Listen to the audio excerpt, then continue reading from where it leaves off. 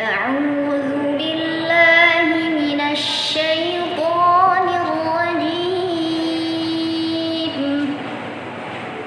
بسم الله الرحمن الرحيم.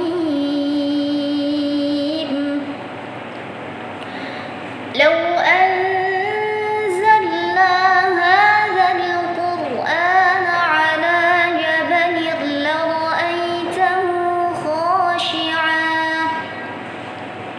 لرأيته خاشعا متصدعا من خشية الله. وتلك الأمثال نضربها للناس لعلهم يتفكرون. هو الله الذي لا إله إلا هو عالم الغيب والشهادة هو الرحمن الرحيم. هو الله الذي لا إله إلا هو الملك القدوس السلام المؤمن المهيمن العزيز الجبار المتكبر. سبحان الله عما يشركون. صدق الله العظيم. Banyak yang bilang kalau musik salah satu penghancur hafalan. Benar nggak, Bu? Ini kan yang susah sebenarnya menjaga hafalan ya, Bu. Menarik Ibu bilang niat tadi ya. Gimana sih cara meluruskan niat? Pernah futur nggak sih, Bu? Pernah, sering. Sebelum menghafal Al-Quran, usahakan sudah bisa membaca Al-Quran sesuai dengan kaidah tajwid yang benar. Assalamualaikum warahmatullahi wabarakatuh. Selamat datang di podcast.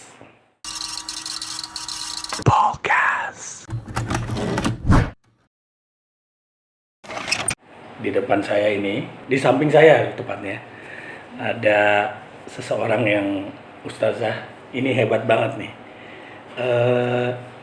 2 kali juara di Jordania tahun 2018 dan 2022 di Nigeria ya, Bu ya. Ya. Sebagai penghafal Quran 30 juz. Gitu. Nggak banyak media yang tahu nih sebenarnya. Namanya Ibu Rifdah dari Sumedang ya, Bu ya, aslinya ya, Bu ya. Betul. Masya Allah. Ibu apa kabar, Bu? Alhamdulillah baik. Wah, ya. Bu, itu kalau mau nanya ya, itu proses untuk pendaftarannya itu gimana ya, Bu ya? Kan nggak mungkin ada orang yang pede antah berantah, oh, saya mau daftar sendiri lah. Itu kan nggak bisa ya, Bu ya? Iya.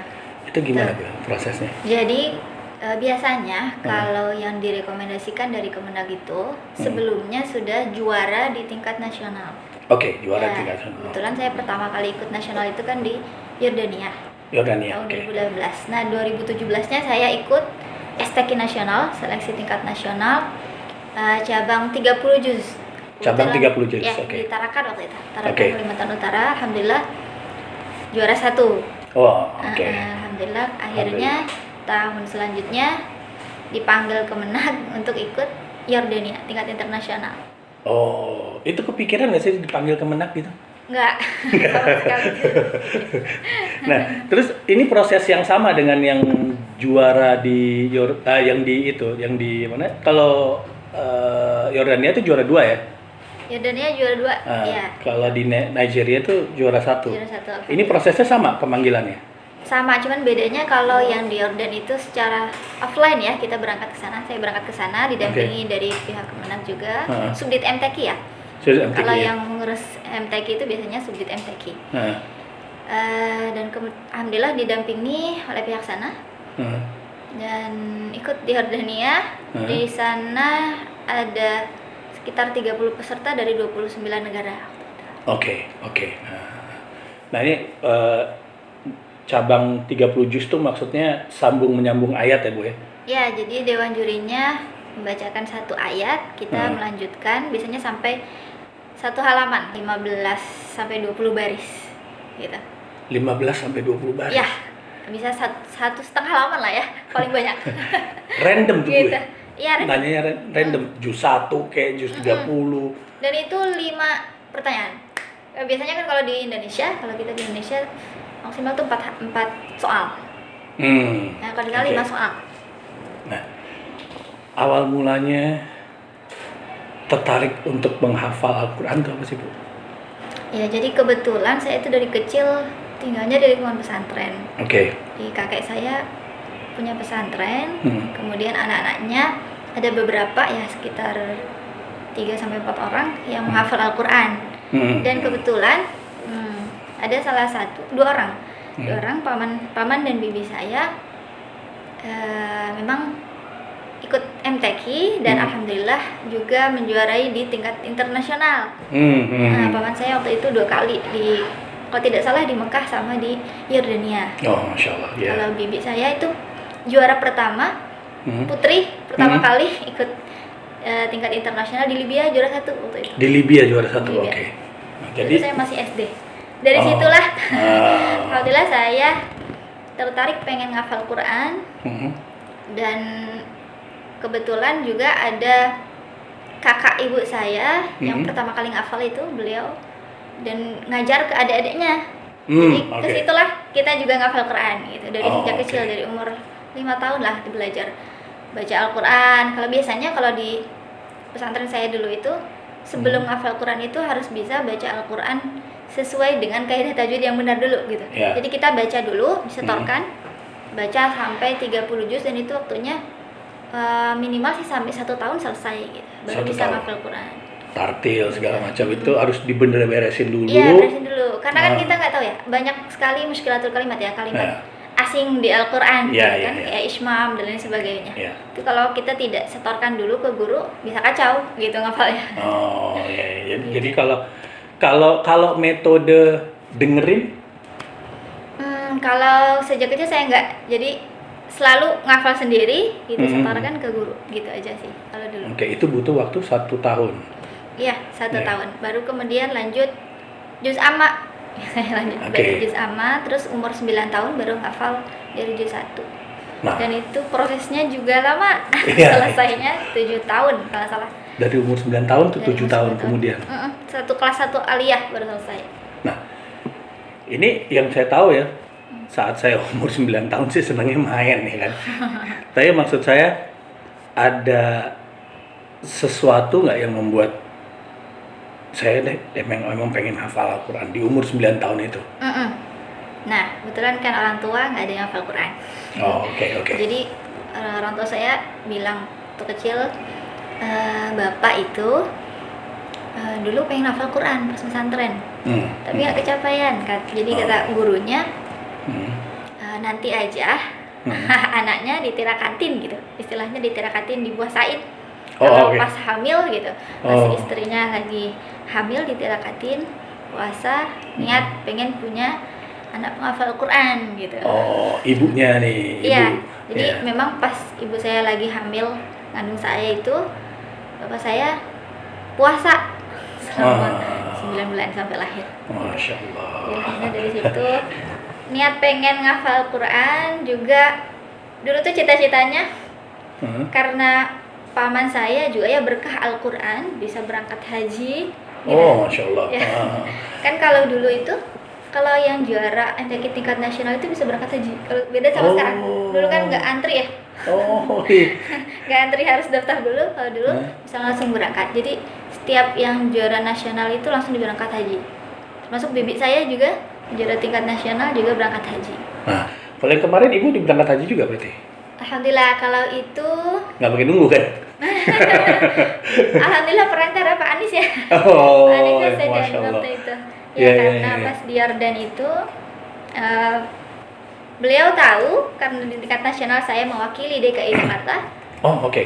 Jadi pas pulang dari Yordan diundang beliau di suatu acara perkumpulan para dai-dai ya. Iya. Ustadz begitu. Yang di sana ada yang di waktu itu ada di hotel apa gitu, saya lupa ya. Dan kebetulan dihadiri oleh Syekh Khalid Al-Hamudi, ulama Saudi Arabia. Memang beliau selalu memberangkatkan haji para penghafal Al-Quran, termasuk anak-anak penghafal Al-Quran, beliau berangkat haji. Kemudian di situ saya sebetulnya pas berangkat itu dari Sumedang, itu baru banget pulang ke Sumedang, besoknya berangkat ke Jakarta lagi. Pas di perjalanan sempat terpikir, ya Allah, cita-cita saya merinding, cita-cita saya yang belum tercapai, satu lagi pengen berangkatin haji orang tua gitu. Iya. Alhamdulillah, masya Allah, luar biasa gitu. Pas suruh ngaji, pas di acara Pak Anies ngaji di belakangnya Syekh Khalid. Selesai acara beliau bilang, saya terharu mendengar bacaan Al-Quran Ifdah, dan saya punya anak penghafal Al-Quran, perempuan juga gitu, kata beliau. Saya angkat rifdah, saya mau angkat rifdah jadi anak saya gitu. Masya Allah. Dan saya mau berangkatkan haji rifdah bersama kedua orang tuanya, termasuk suami. Belum waktu itu. Belum bersuami. Jadi kebetulan kesana tuh sama Bibi itu kan guru saya di sini, di IIKI, ngajar saya Al-Quran. Saya berangkatkan rifdah bersama orang tuanya, termasuk bibinya juga, katanya guru atau bibinya dan suaminya. Oke. Alhamdulillah. Oh, masya Allah ini ceritanya nih. Dan menariknya, ini satu keluarga memang budayanya turun menurun itu adalah penghafal Al-Quran ya. Luar biasa sekali. Itu awalnya tuh siapa yang memulai? Yang memulai? Kita semua jadi penghafal Al-Quran gitu. Kan ini turun menurun berarti kan? Iya, betul. Itu kan dari kakak ibu saya itu. Karena yang pertama kali menghafal Al-Quran, akhirnya memberikan motivasi ke yang lainnya, yaitu adik-adiknya yang lainnya, termasuk sepupu-sepupunya ya, keponakan. Keponakan karena anak-anak beliau juga ngafal Quran semua kebetulan, jadi kita juga ikut nimbrung juga ngafal Al-Quran. Karena memang terbiasa di rumahnya banyak yang ngafal Al-Quran ke beliau gitu. Nah, yang ngajarin Al-Quran pertama kali siapa? Ibu Umi Kulsum namanya, kakaknya ibu saya. Beliau yang ngajarin. Namanya galak nggak ngajarnya? Bukan galak ya, tapi bahasanya tegas ya gitu, tegas sekali. Karena kan biasanya kalau zaman-zaman kita nih ya, kalau misalnya agak salah umur gitu kan ya? Iya, betul. Ya kan? Itu masih berlaku di situ. Kalau dulu masih. Kalau sekarang enggak. Kalau sekarang anak-anak sekarang suruh belajar, kita giniin juga apa sih gitu, dia marah duluan. Orang tua biasanya. Marah juga.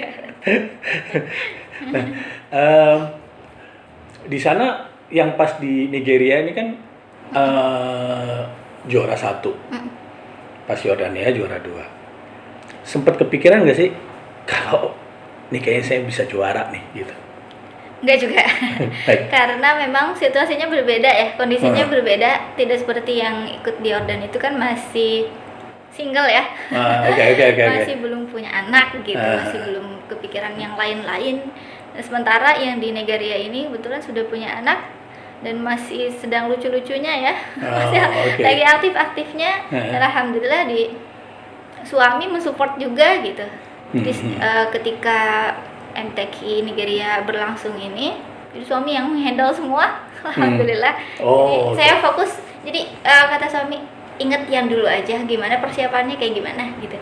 Jadi biasanya saya kalau ikut MTQ itu sehari itu minimal harus dapat 5 juz gitu murojaah. Minimal harus dapat 5 juz. Itu pun juga harus tartil gitu. Bacanya pelan gitu. Karena kalau baca secara tartil itu biasanya hafalan lebih kuat dibanding dengan kita baca dengan cepat gitu. Ini kan yang susah sebenarnya menjaga hafalan ya, Betul. Kita udah kayak dulu kita ingat nih bisa nih, sekarang waduh. Banyak yang bilang kalau musik salah satu penghancur hafalan. Benar kan? Jadi memang sebagian orang ya, ada yang memang pengaruh sekali ya. Musik itu pengaruh sama hafalan, ada juga yang tidak pengaruh sama hafalan. Kalau saya sendiri dari sejak kecil menghindari itu. Gitu, karena memang pernah sesekali gitu. Sesekali dengar kayak gitu, terus iseng gitu ya. Kalau ada acara kan ya pasti ada ya gitu lah ya. Atau kita lagi kemana gitu terus denger musik gitu. Itu pas lagi setor hafalan itu gitu ya, atau setor murajaah. Murajaah. Itu hafalan udah kacau gitu. Bubar. Itu yang saya rasakan dulu gitu. Begitupun juga sekarang gitu. Jadi bisa mungkin menghindari itu. Berbeda dengan yang sholawat ya. Kalau itu sholawat beda lagi ya. Kalau yang musik-musik gitu kan benar-benar berpengaruh sekali sama hafalan. Oke. Selain musik, yang bikin buyar hafalan tuh ada lagi nggak, Bu? Yang bikin buyar ya. Kalau dulu kan masih tahap dewasa ya, perkembangan menuju dewasa itu kan biasanya kita lagi masa pubertas ya. Oke deh. Mungkin ada suka lawan jenis gitu ya. Itu mengganggu juga sama hafalan. Jadi sebisa mungkin bagi penghafal Al-Quran yang lagi proses menghafal Al-Quran menghindari itu ya. Pertama tadi musik, kemudian ta'aruf-ta'arufan dulu deh. Gitu deh. Nah, kalau kita mau ngafal nih, itu biasanya butuh berapa lama ya? Kalau ibu sendiri gitu? Kalau biasanya sih targetnya satu halaman itu selesai sekitar setengah jam ya. Satu halaman setengah jam, oke. Iya, dan itu juga memang prosesnya lumayan sih ya. Iya. Jadi biasanya setiap penghafal Al-Quran itu kan metodenya berbeda-beda. Ada yang dibaca dulu tuh satu halaman, semua dibaca, baru dihafal satu ayat. Ada lagi yang satu ayat dibaca berulang-ulang sampai hafal gitu. Kalau saya baca dulu semuanya, baca dulu satu halaman, baru kemudian diulang satu ayat sampai hafal. Dan itu bisa sampai setengah jam satu halaman. Itu jauh lebih mudah kayak gitu. Ya, jauh lebih mudah. Nah, untuk sampai satu kitab tuh berapa tahun nanti kalau caranya begitu? Tergantung orang ya. 3 tahun? Karena biasanya sih kalau sekarang ya 3 tahun selesai. 3 tahun selesai. Tapi karena saya dulu ngafalnya masih kecil ya, jadi kalau 9 tahun itu kan masih sesuka hati gitu. Iya. Gitu, jadi agak lama sampai 7 tahun. Dan itu pun juga sistemnya kalau di saya itu setiap 5 juz selesai itu, jadi harus dites dulu gitu. 5 juz itu sudah lancar atau belum. Jadi kalau belum lancar, belum bisa naik ke juz 6 gitu. Makanya prosesnya lama. Yang ngetes harus guru dong, nggak bisa temen kan? Ya, atau biasanya disimak sama santri yang lain gitu, teman-teman yang lain. Kalau ada salah dikoreksi jadinya. Oke. Pernah futur nggak sih, Bu? Pernah, sering. Kan pasti kan di tengah-tengah tuh, tiba-tiba malas nih gimana gitu. Futurnya pasti ada aja tuh setan tuh ganggu. Ya, biasanya ya yang paling ampuh sih kita wudhu ya. Kalau langsung wudhu. Kan biasanya saya tuh lebih enak ngafal itu di sepertiga malam ya. Itu kan waktunya ngantuk banget, tapi lebih pas banget buat ngafal gitu karena lebih cepat ngafal. Jadi kalau lagi futur kayak gitu biasanya wudhu gitu. Tapi kalau di waktu yang lain biasanya saya main sih sama teman-teman gitu. Ada waktu buat jalan-jalan gitu, refreshing gitu. Itu senang-senang ya. Ya 2/3 malam adalah waktu terbaik ya. Iya betul. Karena kan turun ya. Iya. Terus peran orang tua, karena orang tua bukan penghafal Al-Quran gitu ya. Mereka galak nggak? Kamu harus ini atau ya udah kamu ini.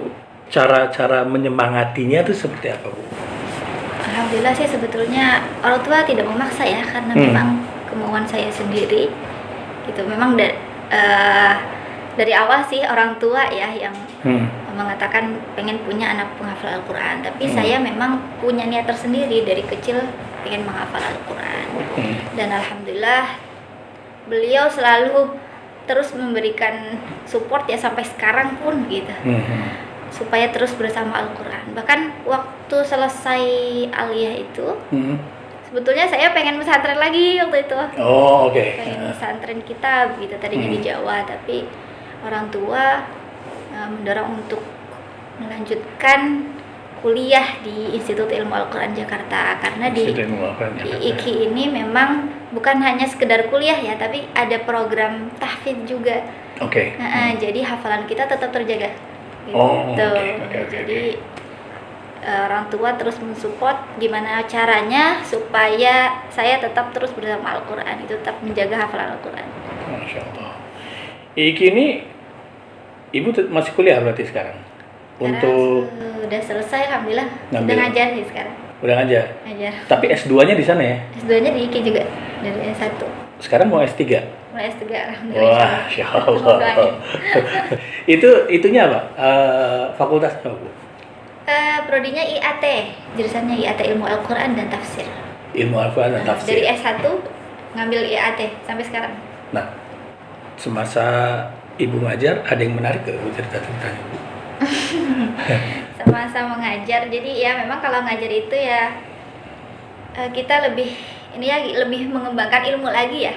Karena bertemu dengan mahasiswa juga, kita kan sebelum mengajar tentu ada persiapan terlebih dulu, harus baca kitab-kitab dulu, karena tidak hanya sekedar mengajar ya, tapi juga yang kita sampaikan juga bisa bermanfaat untuk mereka juga gitu.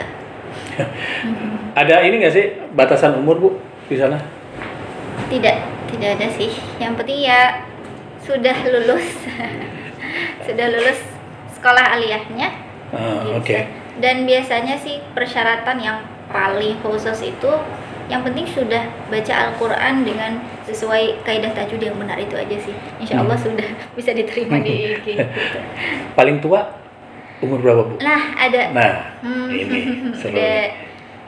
Ada yang sudah umur 60 tahunan lah ya, 60 tahunan lebih. 60 tahunan lebih. Kakak kelas saya, beliau ini kakak kelas. Dan sesuai cerita teman-temannya beliau ini kuliahnya aktif. Kuliahnya aktif.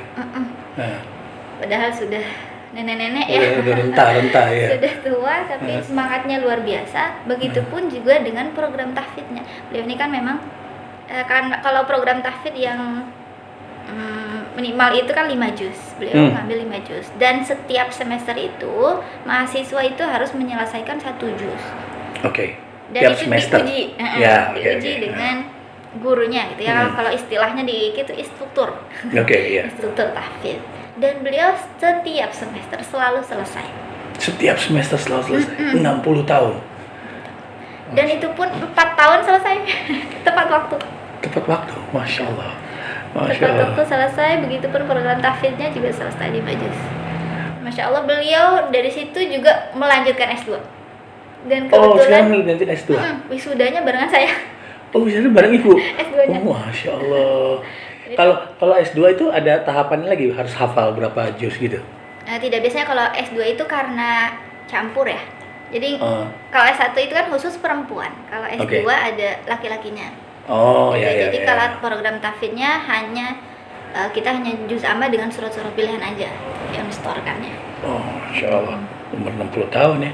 Nah, kalau lagi baca nih, Bu, kan kita mesti nafas ya. Iya, betul. Ya kan? Nah,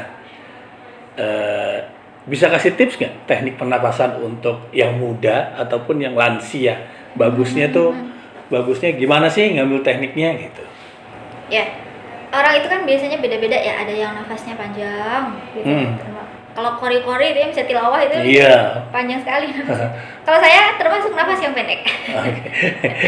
Dan kalau yang masih muda, mungkin masih bisa ya melatih nafas atau bisa dengan olahraga gitu ya. Tapi kalau yang sudah lanjut usia, mungkin yang nafasnya memang sudah pendek sekali. Jadi ya usahakan gitu ya, jangan memaksakan sampai 1 ayat tapi ternyata nafasnya ngambil nafas gitu, nyuri nafas di tengah ayat, itu kan banyaknya sekali, seperti itu. Jadi diusahakan sebisa mungkin cari wakaf yang benar. Jadi mau berhenti di mana nih? Berhenti yang sesuai dengan maknanya, makna yang bagus gitu. Jadi kalau nggak sesuai maknanya gitu, ini kacau juga nanti. Jadi sebisa mungkin cari wakaf yang betul di mana. Dan saya sih bagusnya kalau yang sudah lanjut usia ada gurunya ya. Ada gurunya juga supaya bisa mengarahkan ini wakafnya yang bagus di mana gitu, kemudian memulainya lagi di mana gitu. Ya, Bu, ini kan ada penulisan Al-Quran ya. Nah, orang kalau mau mempelajari lebih ini gimana ya caranya? Ya, itu kalau istilahnya kita biasa sebut dengan Rasam Utsmani. Penulisan Al-Quran dari sejak masa Utsman bin Affan nih. Nah, ini kebetulan di IIKI Jakarta ada mata kuliah khusus yang mengajarkan Rasam Utsmani. Jadi bagaimana dulu, dari sejak dulu itu kan kita kan taunya Al-Quran itu sudah ada harokat penulisannya. Kalau dulu itu belum ada sama sekali, hanya misalnya harokat fathah itu cuma titik di atas. Itu zaman dulu seperti itu, tidak seperti sekarang. Itu kita belajar sampai situ di IIKI. Di IIKI ada ya. Nanti ada Instagramnya di sini. Nah, terus kalau lagi ngafal nih, mushaf tuh ganti-ganti nggak sih bagusnya? Saya dari dulu sampai sekarang masih itu. Saya kebetulan pakai mushaf kudus. Mushaf kudus karena kalau mushaf kudus itu kan berbeda dengan mushaf standar Indonesia yang sekarang ya. Dari segi penulisan dari barisannya itu loh. Kadang di mushaf kudus masih barisan 4, kalau di mushaf standar Indonesia udah barisan 5. Itu kan masih mengganggu. Iya, itu ganggu masih. Iya, benar. Jadi sampai sekarang sih masih pakai mushaf kudus. Jadi lebih baik kalau mau ngafal pakai satu mushaf aja ya. Iya, betul. Itu kalau supaya dihafal. Pakai mushaf bagusnya sih ya, dari sejak awal pakai mushaf Madinah. Lebih bagus pakai mushaf Madinah. Tapi karena guru saya pakainya mushaf kudus, jadi dari dulu sampai sekarang keikut pakai mushaf kudus. Yang susah dalam menghafal tuh saat apa ya? Yang susah dalam menghafal Al-Quran tentu kalau pengalaman saya sendiri ya, karena bukan hanya sekedar menghafal tapi juga sekolah gitu. Itu yang membuat kita harus bisa mengatur waktu sebisa mungkin ya, semaksimal mungkin bagaimana caranya supaya bisa menghafal dengan maksimal juga tentunya. Karena memang kegiatan di sekolah itu kan kita nggak tahu ya, kadang ada kegiatan tambahan gitu. Sedangkan kita juga sudah mengatur waktu tersendiri buat ngafal Al-Quran gitu, tapi kadang juga terhambat dengan kegiatan lain. Maka solusinya biasanya saya setiap jam istirahat, atau kadang kan nggak ada guru nih, guru nggak hadir, biasanya saya manfaatkan untuk menghafal Al-Quran. Baca aja gitu ya. Nah, itu kan dalam situasional ya. Tapi maksudnya kita dihadapkan dengan Al-Quran, apakah yang susah pengucapan hurufnya atau pengertian kalimatnya atau gimana, itu yang susah apanya? Yang paling susah itu sebetulnya dalam kefasihan melafalkan huruf-hurufnya ya, dari segi makharijul huruf, sifatul huruf. Jadi ketika saya masuk IIKI itu, ini banyak sekali yang dikoreksi. Termasuk dari segi makharijul huruf. Karena kan standar di IIKI itu kan sudah standar internasional ya. Bacaan Al-Qur'annya, karena yang yang megang tahfidz itu kebetulan memang kuliahnya di Madinah. Beliau ini kan sudah bersandar dari Rasulullah. Kan termasuk beliau juga membuat metode namanya metode Maisurah, ilmu tajwid, dan bacaannya juga sesuai bacaan di Madinah tentunya gitu. Kalau kita kan kalau saya sendiri gitu kan bacaannya standarnya Indonesia gitu. Jadi ketika masuk IIKI itu banyak sekali yang dikoreksi. Itu sih yang paling lama gitu, yang paling berat. Ketika kita sudah menghafal Al-Quran tapi ternyata salah gitu ada. Termasuk wakaf ibtida. Wakaf ibtida itu kan kalau kita wakaf tidak tepat gitu, nggak sesuai dengan maknanya, ini kan bisa fatal sekali. Berhenti kan? Berhenti dan memulainya itu kan. Itu banyak sekali saya yang dikoreksi. Ini dan kebantu sekali dengan musabakoh. Karena biasanya kalau di musabakoh itu saya kan ikutnya mewakili DKI, dan di provinsi DKI ini sebelum tingkat nasional kita 6 bulan itu ada masa pelatihan. 6 bulan. Jadi maksimal sekali. Gitu. Dan di situ dilatih semaksimal mungkin dari segi tadi makharijul huruf ya, pelafalan hurufnya, kemudian termasuk waqaf ibtidanya. 6 bulan nih. Ya belum lagi hafalannya. Hafalannya belum dikoreksi lagi situ ya. Kebetulan waktu itu waktu saya ikut 30 juz itu sebelumnya ikutnya 10 juz. Jadi belum pernah ikut 20 juz. Cabang 20 juz. Jadi langsung 30 juz. Dan itu juga hafalannya saya yang kepegang itu baru sekitar 15 juzan gitu. Jadi kesananya masih banyak sekali yang salah. Masih blank. Akhirnya masih Quran itu penuh coretan. Gitu. Jadi caranya itu alhamdulillah dari MTQ itu saya banyak sekali perubahan gitu. Setiap ada yang salah saya tulis itu sebuku termasuk waqaf ibtidah gitu. Kalau untuk MTQ yang seperti Ibu itu emang sesulit itu ya untuk menjadi salah satu peserta ya? Betul, termasuk yang bisa ikut nasional juga kan ada beberapa tahapannya ya. Ada tingkat kota, kemudian kalau tingkat kota lolos bisa ikut provinsi gitu. Termasuk di provinsi kalau sudah lolos baru bisa ikut nasional. Gitu sih. Dan itu juga tahapannya kan melalui pelatihan yang lama sekali gitu. Bisa sampai tahap nasional. Orang tua gimana Bu nanggepinnya? Pas menang. Wah pasti senang sih, tapi maksudnya saya pengen Ibu mengutarakan, mendeskripsikan kesenangannya gitu. Jadi ya, setiap saya ikut MTQ itu orang tua selalu bilang niatkan untuk menjaga hafalan.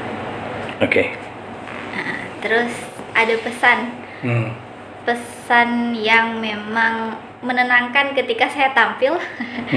Jadi usahakan setiap malam sholat tahajud, baca sholawat sebanyak mungkin, dan begitupun ketika tampil sebelum dan sesudah tampil baca sholawat 3 kali. Itu alhamdulillah lewat wasilah sholawat selalu dimudahkan Allah, dilancarkan hafalannya. Masya Allah. Karena tidak bisa memungkiri juga kemungkinan keberhasilan dari Ibu Ifdani atas orang tua. Ya. Nah, apakah itu nasihat terbaik dari kedua orang tua atau ada nasihat yang selalu Ibu pegang sebagai tonggak kehidupan Ibu gitu? Iya. Dari orang tua. Itu selain dari orang tua termasuk guru-guru ya. Guru-guru juga selalu begitu pun pesannya gitu. Jangan niatkan MTQ ini hanya untuk juara saja. Hanya untuk juara, kan niatnya bukan untuk juara ya gitu. Karena untuk menjaga hafalan. Gitu. Itu pun juga ketika mau tampil selalu dipesankan untuk meminta doa kepada guru-guru, karena keberkahan doa dari guru itu luar biasa ya. Jadi semua itu selalu kalau saya sebelum tampil itu semua saya chat guru-guru saya minta doa dari beliau. Alhamdulillah itu juga membantu sekali gitu ya, memudahkan sekali dalam proses menghafal Al-Quran. Ada tips nggak Bu buat orang-orang yang mau menghafal Al-Quran gitu? Tipsnya yang pertama tentu niat dulu. Karena kalau tidak ada niat atau karena paksaan, banyak sekali ya sekarang. Iya. Dipaksa orang tuanya mungkin, tapi kalau memang dipaksa terus dia mau, itu sih insya Allah lancar ya. Dan tapi beda lagi dengan yang betul-betul niat dari diri kita menghafal Al-Quran karena mencari ridha Allah Subhanahu wa Ta'ala. Insya Allah Allah mudahkan dalam proses menghafal. Kemudian yang kedua, tentunya harus bisa baca Al-Quran sesuai dengan kaidah tajwid yang benar. Dan ini ya yang menjadi kuncinya, karena banyak sekali yang menghafal Al-Quran sendiri tanpa disetorkan ke guru. Banyak seperti itu ya. Contohnya salah gitu. Akhirnya kacau, bacaannya kacau mana-mana. Gitu. Banyak seperti itu, bahkan sampai selesai 30 juz. Ternyata kan ini banyak lagi yang dikoreksi dan hafalannya pun jadi kacau juga. Jadi sebaiknya sebelum menghafal Al-Quran, usahakan sudah bisa membaca Al-Quran sesuai dengan kaidah tajwid yang benar. Gitu. Dan hafalannya pun juga harus disetorkan, harus punya guru. Gitu. Kalau bisa yang sudah bersanad sampai Rasulullah SAW, karena supaya bisa memudahkan juga nanti ketika mengajar ke yang lain. Gitu. Nah, tadi Ibu menarik, Ibu bilang niat tadi ya. Gimana sih cara meluruskan niat? Cara meluruskan niat, ya. Itu kan soalnya di tengah-tengah suka ada hempasan kanan kiri gitu. Cara meluruskan niat itu gimana sih, Bu? Ya, setiap sholat tentunya selalu berdoa sama Allah, terutama di sepertiga malam ya, supaya diri kita selalu dijaga niatnya, terutama dalam menghafal Al-Quran. Niat hanya untuk mencari ridha Allah Subhanahu Wa Taala, bukan untuk yang lain, bukan buat pamer-pameran gitu, supaya dibilang wah hafil Quran nih gitu. Enggak, tapi supaya tetap terus bersama Al-Quran, karena ya Al-Quran Allah Subhanahu Wa Taala berfirman, Inna nahnu nazzalna dzikra wa inna lahu lahafizun. Kan Allah di situ kan dhamirnya kan pakai nahnu, ya. Kita itu kan Allah itu melibatkan para penghafal Al-Quran supaya kita termasuk juga orang-orang yang menjaga Al-Quran. Masya Allah. Yeah. Nah, kita ngomong ke anaknya Ibu nih. Gimana Ibu, caranya Ibu ya menggiring dia, umur 3 tahun Ibu sekarang ya? Umur 3 tahun. Nah, menggiring dia untuk mencintai Al-Quran gitu. Karena kan biasanya anak kecil kan, lari-lari kemana. Iya, itu gimana Bu caranya Bu? Jadi biasanya setiap saya sebisa mungkin ya, setiap saya murojaah, itu kan misalnya murojaah saya setiap pada subuh, itu kalau saya bangun, dia ikut bangun. Jadi saya usahakan selalu baca Al-Quran. Dan itu pun kalau saya baca Al-Quran, dia ikut bawa Al-Quran. Oh, Masya Allah. Ikut gitu ya. Meskipun masih ya belum lancar. Bicaranya juga belum lancar, tapi sedikit-sedikit dia mengikuti. Dan alhamdulillah kebetulan juga sekarang sudah bangun pondok kecil-kecilan. Jadi saya setiap saya ngajar, saya bawa dia. Gitu supaya memotivasi juga dari sejak dini ya, supaya bisa menghafal Al-Quran juga. Iya, Masya Allah. Pondoknya namanya apa Bu? Pondoknya nama saya. Pondok Tahfidz Quran Ar-Rifdah. Ar-Rifdah. Ada Instagramnya nggak Bu? Ada, baru Oke. Nanti ada di sini kita tayangin ya. Terus suami penghafal Al-Quran juga? Alhamdulillah. Masya Allah. Satu keluarga nih ya. Kalau nih seandainya ya anak tidak terlalu mau menghafal Al-Quran, hanya sebatas ya ada 5 juz saja, tidak seperti Ibu yang 30 juz. Gimana Ibu nyikapin itu Bu? Ya. Jadi sebetulnya saya tidak memaksa anak. Jadi ya sesuai pengalaman ya, sesuai pengalaman dari saya sejak kecil juga, kan orang tua juga tidak memaksa untuk bisa menghafal Al-Quran. Tapi saya usahakan semaksimal mungkin supaya anak saya selalu bersama dengan orang penghafal Al-Quran. Jadi supaya dia tertarik juga untuk menghafal Al-Quran. Gitu, itu sih yang insya Allah nanti selanjutnya yang saya akan lakukan ke anak saya. Gitu. Ya seperti apa Rasulullah bicara ya Bu ya. Sama-sama harus punya minyak wangi misk. Ya betul. Ya kan? Dibanding dengan sama pandai besi ya. Ya betul. Bu, dalam menghafal Al-Quran tuh setiap hari itu kita harus baca ya? Harus, itu wajib. Itu wajib ya? Iya. Apalagi yang sudah khatam ya. Sudah khatam Al-Quran itu minimal itu sesibuk mungkin ya, minimal 1 juz. Kalau bisa 3 juz lah begitu. Jadi setiap 10 hari itu khatam. Jadi sebulan bisa khatam 30 juz. Nah, Ibu membaginya gimana tuh? Nah, 3 juz sehari itu? Iya, biasanya saya khususkan di waktu pagi ya, ba'da subuh, kemudian ba'da zuhur. Kalau misalkan ba'da zuhur nih saya masih ada kegiatan, jadi biasanya dialihkan ke jam yang lain ya, atau malam sebelum tidur gitu biasanya gitu. Kalau banyak aktivitas di siang hari.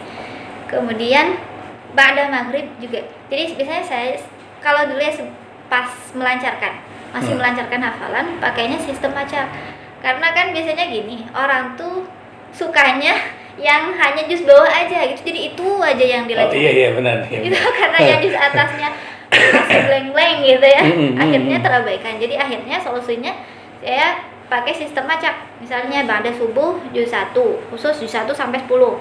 Oke. Kemudian ba'da zuhurnya jus 11 sampai 20. Kemudian ba'da maghrib jus 21 sampai 30. Jadi gitu, begitu terus. Oke. Nah itu tuh kalau mau hafal Al-Quran tuh gitu. Bu, kita lihat sekarang tuh ada yang tadi seperti Ibu bilang kan ada orang yang hafal juga sekedar hafal gitu segala macam. Sebenarnya ada nggak sih bedanya orang yang hanya hafal bahasa Arabnya tanpa mengetahui artinya dengan orang yang hafal arti dan bahasa Arabnya? Ada nggak bedanya, Bu? Ya, sebetulnya ada perbedaan ya. Karena kalau yang hafal Al-Quran hanya sekedar menghafal itu mungkin ya sekedar baca saja gitu, tanpa merasakan kenikmatan apa yang dia baca gitu. Beda dengan yang hafal maknanya atau sudah tahu maknanya. Pasti dia ketika membaca Al-Quran dia meresapi kandungan maknanya tentunya gitu ya. Begitupun kan biasanya kalau menghafal Al-Quran, yang menghafal Al-Quran itu kan ada irama ya. Ada irama masing-masing gitu, dan itu juga berpengaruh ke hafalan gitu. Oke. Itu sih. Tapi orang yang menghafal Al-Quran hanya sekedar menghafal juga tidak bisa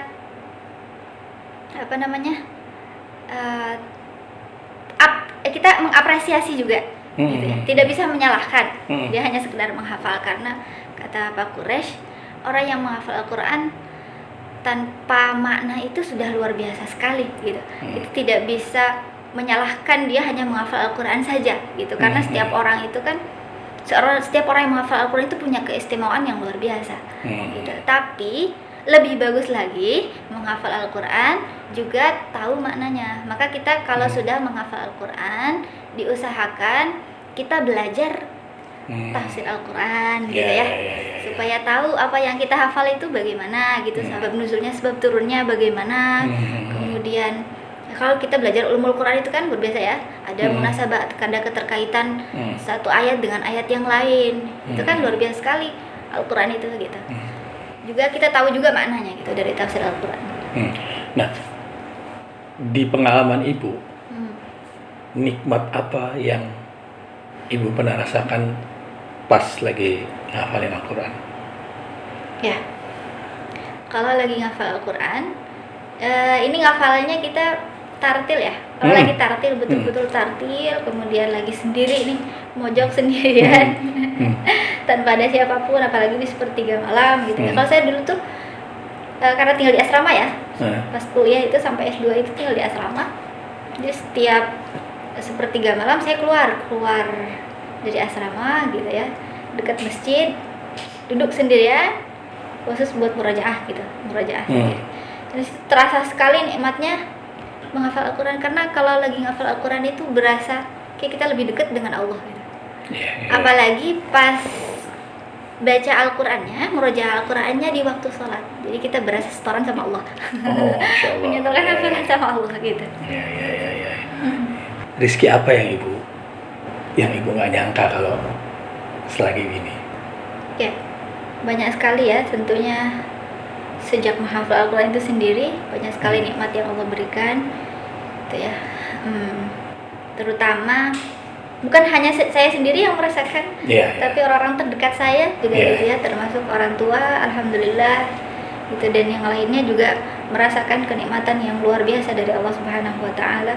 Orang yang hafal Al-Quran itu bukan hanya diberikan kebahagiaan, kenikmatan di dunia saja, tapi di dalam hadis ya banyak yang dijelaskan bahwasanya orang yang menghafal Al-Quran itu dijamin masuk surga insya Allah bagi yang mampu menjaga dan mengamalkan apa yang terkandung dalam Al-Quran, bahkan bisa mengajak 10 keluarganya mendapatkan syafaat gitu.